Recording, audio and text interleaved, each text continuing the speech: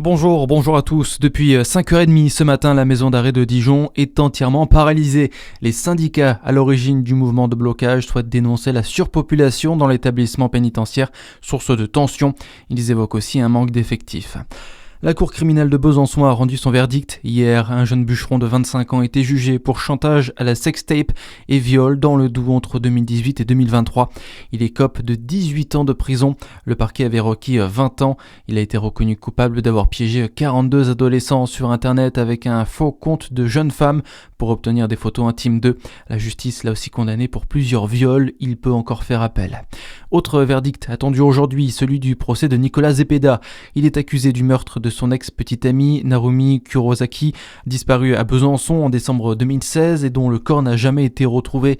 Hier, les avocats de l'accusé ont plaidé un acquittement. Ils évoquent un doute qui subsiste. Selon eux, Nicolas Zepeda est quelqu'un qui n'est pas violent. 30 ans de réclusion ont été requis contre l'accusé. Le retour de la neige, il est tombé entre 10 et 20 cm en Franche-Comté, dans le Doubs notamment, à Orchamps-Vennes ou encore à Montbenoît. De nombreux internautes ont partagé des vidéos de flocons qui tombent sur les réseaux sociaux. Il a neigé aussi dans l'est du Jura. Dans l'actualité aussi, un dernier adieu à l'une des grandes figures de la politique française. La France rend un hommage national à Lionel Jospin en fin de matinée. L'ancien Premier ministre socialiste nous a quittés dimanche dernier à l'âge de 88 ans. L'Élysée dit vouloir rendre hommage à un grand serviteur de l'État qui a marqué l'histoire de la France. Un hommage en plusieurs temps, François Germain. Oui, c'est aux Invalides que la cérémonie commencera à 11h. Emmanuel Macron sera accueilli dans la cour par le Premier ministre Sébastien Lecornu et par le gouverneur militaire de Paris.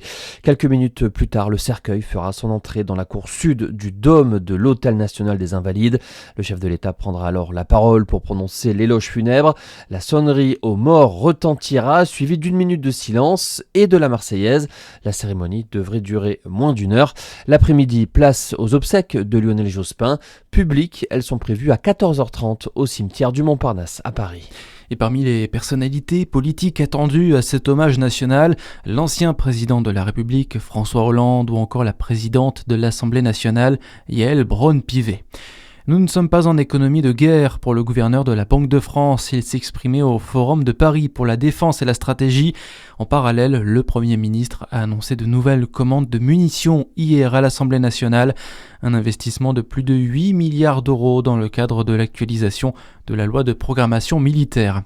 Et puis 9 millions d'euros, c'est le prix auquel ont été adjugés une trentaine de tableaux de la collection du byzantin Arthur Georges Vell-Picard, vendus par Christie's hier. C'est la première fois que ces œuvres du collectionneur, issu d'une famille de banquiers et d'industriels établis à Besançon, étaient présentées au public. Voilà pour l'actu, à suivre votre météo sur Fréquence Plus.